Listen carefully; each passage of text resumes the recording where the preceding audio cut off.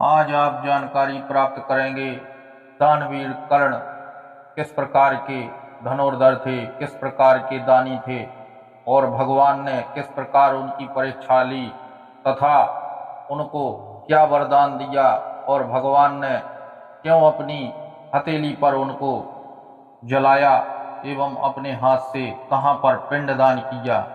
तो वीडियो को अंत तक देखें जिससे कथा का पूर्ण ज्ञान आपको प्राप्त हो सके और हमारा प्रयास सफल हो सके। भगवान श्री कृष्ण सदैव कर्ण की प्रशंसा किया करते थे।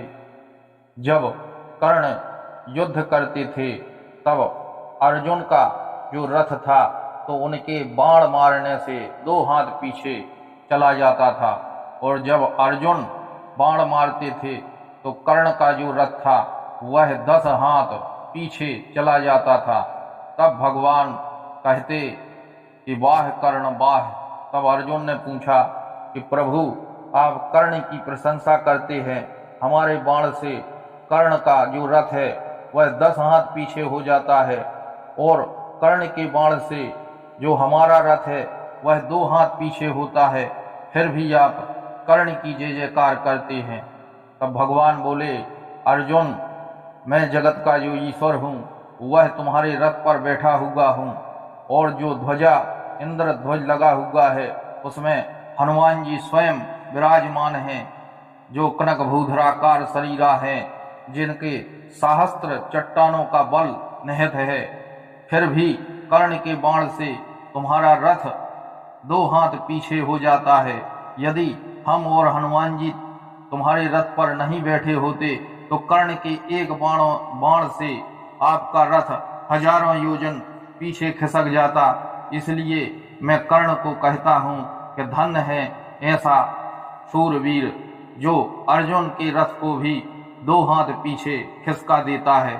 तो इस प्रकार से परम योद्धा थे कर्ण। एक बार कुरुक्षेत्र में जब कर्ण अपने प्राण त्यागने लगे तब भगवान श्री कृष्ण एक ब्राह्मण का भेष रख करके पहुँचे और बोले कि राजन, मैंने सुना है कि आप बहुत बड़े दानवीर हैं, अतः मुझे अपनी कन्या की शादी करनी है, तो कुछ सहायता कर देते तो आपका उपकार होता।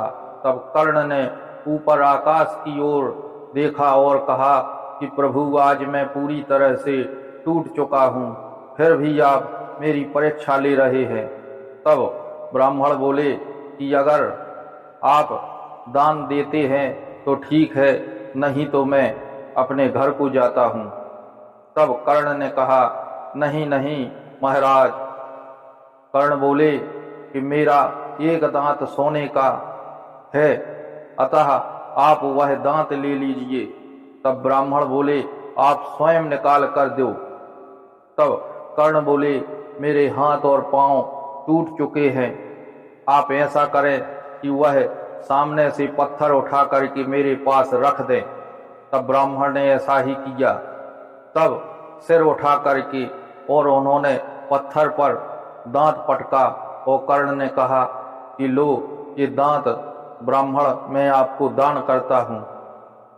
ब्राह्मण ने वह दांत उठा लिया और तुरंत भगवान प्रसन्न हो गए और वह ब्राह्मण का स्वरूप बदल करके भगवान वहाँ चतुर्भुज रूप में भगवान श्री कृष्ण प्रकट हो गए और बोले कि कर्ण, तुम दानियों के शिरोमणि हो, तुम्हारी कीर्ति सदैव बनी रहेगी।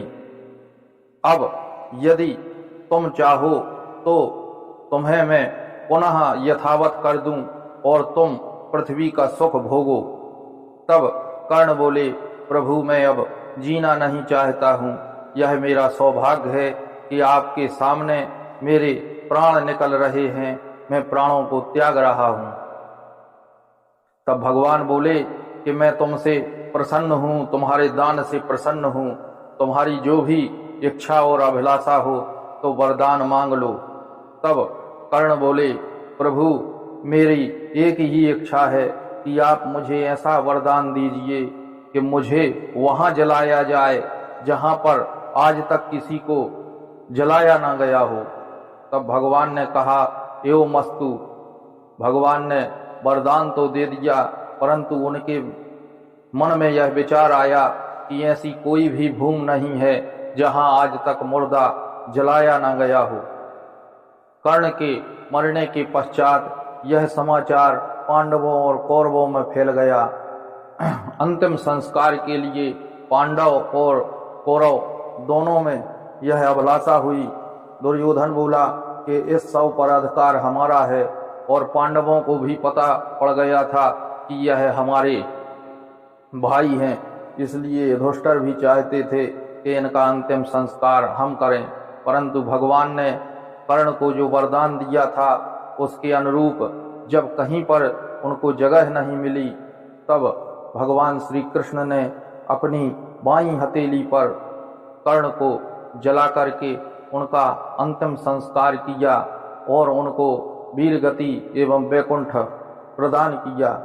कर्ण ने जहाँ तपस्या की थी उस स्थान का नाम कर्ण प्रयाग है। पूर्व में उस स्थान को स्कंद कहा जाता था, परंतु जब कर्ण ने सूर्य भगवान की उस स्थान पर तपस्या की तो उस स्थान का नाम कर्ण प्रयाग हो गया।